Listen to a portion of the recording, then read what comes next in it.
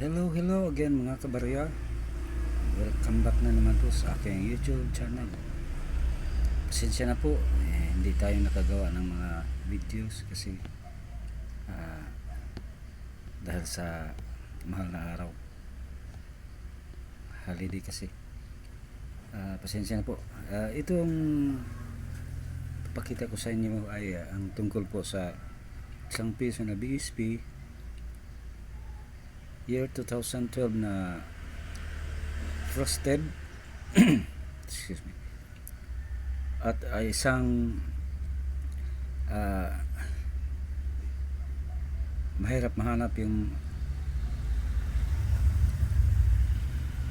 bold letters na 2012 1 piso. Itong dalawa guys ay ito ang tinatawag na frosted. Tingnan nyo yung likuran niya.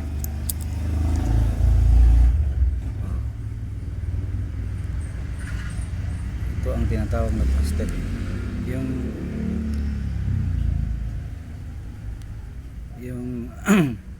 yung mga Republika ng Pilipinas niya guys ay napaka makapal yung saka yung 1993 niya makapal, yung kagwil niya at yung sinag ng araw niya ay manipis na halos dumikit na sa kagwil. Tingnan nyo guys ito.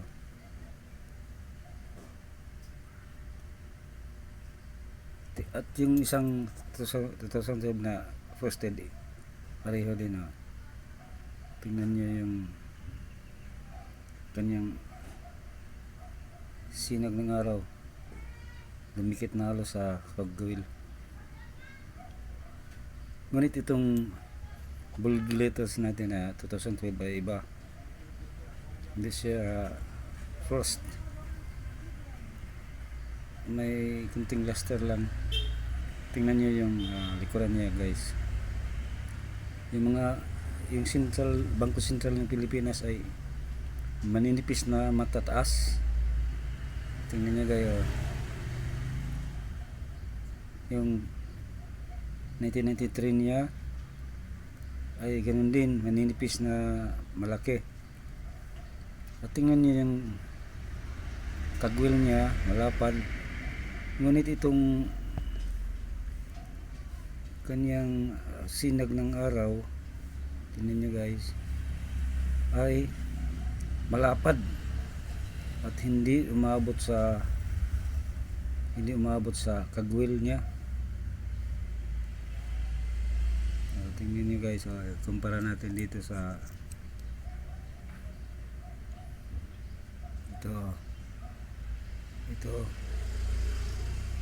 itong sa kanan, dumikit na sa kagwil niya yung sinag ng araw niya. Ngunit itong